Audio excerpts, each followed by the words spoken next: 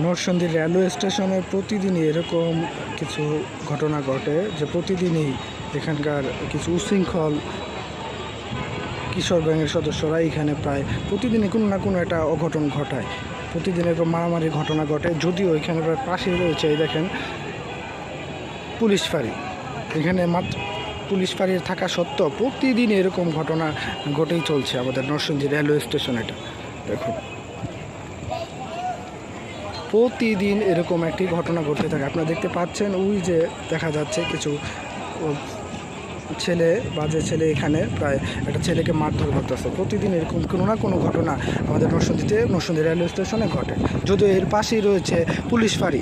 Police ফাঁড়ি থাকা সত্ত্বেও এরকম ঘটনা প্রতিদিনই ঘটে।